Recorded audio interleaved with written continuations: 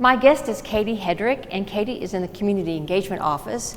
Katie, tell us about what you do with languages. What's your title? Sure. My title is Bilingual Program Support Specialist. So most of my work involves our Spanish-speaking residents here in Roanoke, giving them resources, education, access to city programs, all that kind of stuff. And one thing we want to talk about today is the Language Access Program. What are some of the components of that? Sure. This is actually something we've implemented. We received a grant for health equity through the Virginia Department of Emergency Management. Okay. So this is one of our big projects using those grant funds. So there are really two main components. The first one is an app that we can access that allows instant video conferencing kind of interpretation. The second component of that is a phone line that can be accessed internally and from callers from within the city who will immediately be connected with an interpreter in their language so that they can communicate in that language with various city departments and offices. So how is this different than what we had in place before? So we have always been able to access interpreters through city departments, but it's been very one-sided. So for example, if you work in the Department of Social Services, you could have an interpreter with you to communicate with a client.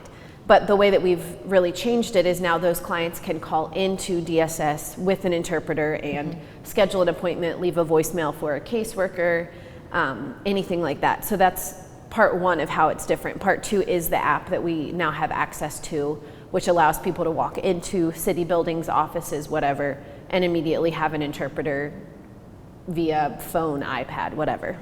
And this is an example of... It is, yes. So we have bought 4 of these iPads. We have one here in the municipal building, one at the Department of Health, one through Emergency Management, and then I have one as well that I can take to various community events.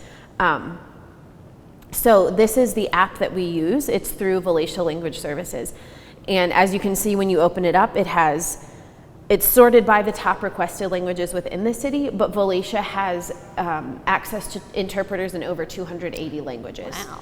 So pretty much anything that anyone in Roanoke is going to speak will be able to provide an interpreter.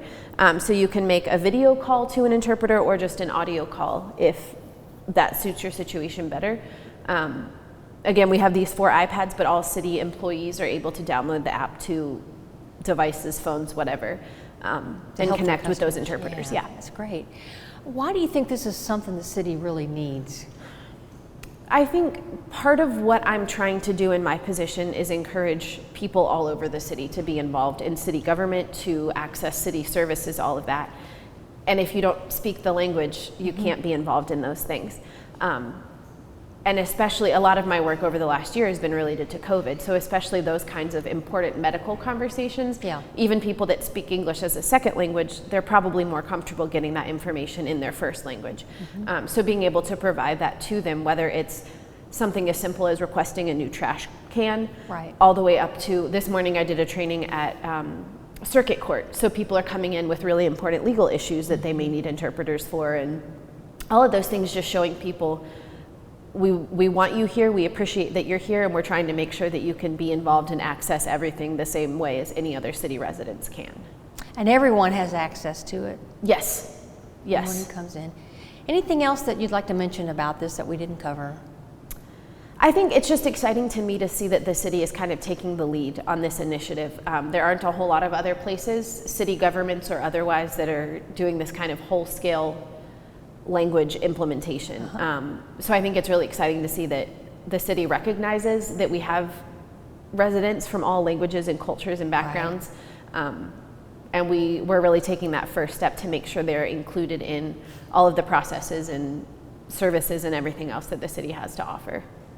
Well, Katie, if somebody who's watching today, if they had questions or wanted more information, how can they get it? Sure. So the best way to do that probably would be to get in touch with me. My email address is catherine.hedrick@roanokeva.gov, and my office number is 853-1283.